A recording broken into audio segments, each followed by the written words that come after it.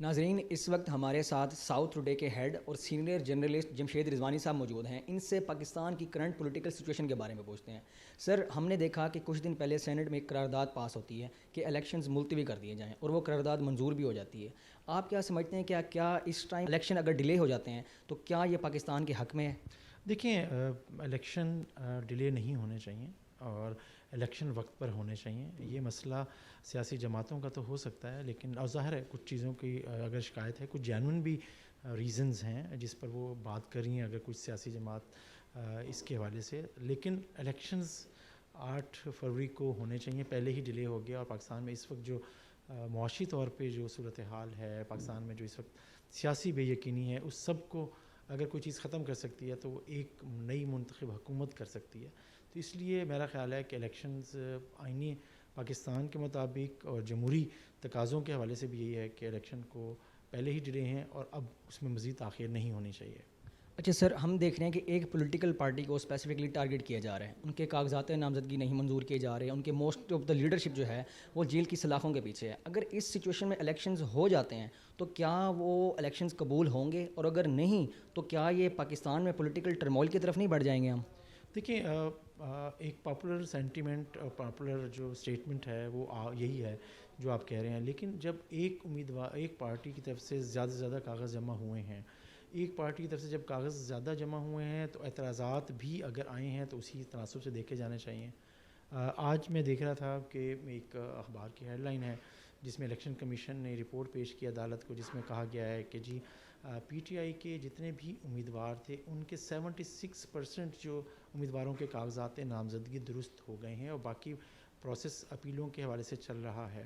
اور ابھی آپ کو پتہ ہے کہ روزانہ کی بنیاد پر اور ہمارے اپنے علاقے میں اگر ہم ملتان میں کھڑے ہو کے یہ بات کرتے ہیں تو کتنے ہی سوائے شاہ محمود قریشی صاحب کے ان کی بیٹی اور بیٹے کے کاغذ منظور ہوئے ہیں. جمشید دستی صاحب کہہ رہے تھے ان کی اور ان کی اہلیہ کے منظور ہوئے ہیں.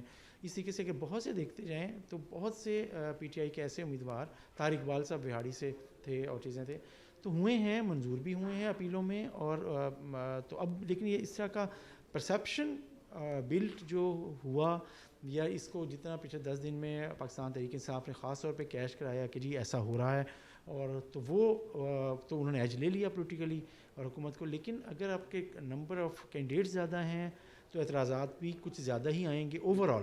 تو اس میں صرف یہ کہنا کہ ہاں مجھے لگ یہ رہا ہے کہ جو 9 مئی کے واقعے میں ڈائریکٹلی ملوث لوگ ہیں اور چیزیں ہیں، تو میرا خیال ہے کہ ان کے لیے ایک تھوڑا سا مشکل وقت ہے اس الیکشن کے حوالے سے.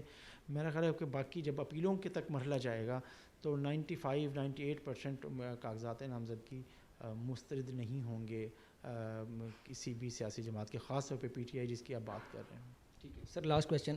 سر، یہ جو نیکسٹ حکومت ہم بنتے دیکھ رہے ہیں، کیا یہ 2/3 اکثریت والی ایک سنگل حکومت ہوگی یا یہ مخلوط حکومت ہوگی؟